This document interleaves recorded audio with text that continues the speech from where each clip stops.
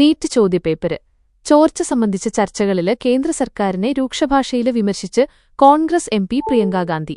NEET ചോദ്യപേപ്പറുൾപ്പെടെ പരീക്ഷാ ക്രമക്കേടുകൾക്കെതിരെ പ്രതിഷേധിച്ച വിദ്യാർത്ഥി സമരത്തെ അടിച്ചമർത്തിയ കേന്ദ്ര സർക്കാര് നിലപാടിനെയാണ് പ്രിയങ്ക ചോദ്യം ചെയ്തത്. രാജ്യത്തെ യുവാക്കൾക്കുനേരെ പെല്ലറ്റ് ഗണ്ണുകളും AK-47 തോക്കുകളും പ്രയോഗിക്കേണ്ട സാഹചര്യം എന്തായിരുന്നു?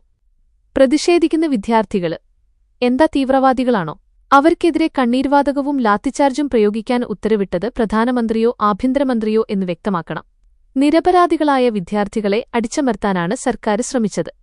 സമാധാനപരമായ രീതിയില് തങ്ങളുടെ വേദന പ്രകടിപ്പിച്ച യുവാക്കൾക്ക് നീതിയും ബഹുമാനവുമാണ് നൽകേണ്ടത്.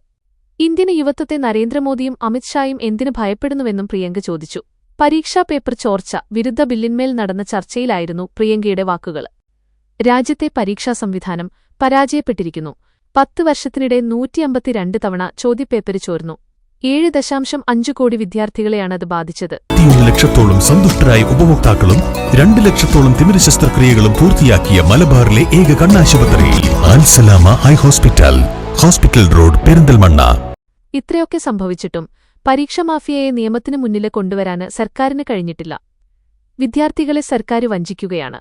നീതിക്കായി കാത്തിരിക്കുന്ന രാജ്യത്തെ പെൺകുട്ടികൾക്ക് അസ്വസ്ഥതയുണ്ടാക്കുന്ന സന്ദേശമാണ് പുതിയ വിദ്യാഭ്യാസ മന്ത്രിയുടെ നിയമനമെന്ന് പ്രിയങ്ക ആരോപിച്ചു. ബിൽക്കിസ് ബാനു കേസില് പ്രഹ്ലാദ് ജോഷി നടത്തി പരാമർശങ്ങള് ഓർമ്മപ്പെടുത്തിയായിരുന്നു പ്രിയങ്കയുടെ ആരോപണം. പ്രിയങ്കയുടെ ആരോപണത്തെ എതിർത്ത് ഭരണപക്ഷം രംഗത്തെത്തി.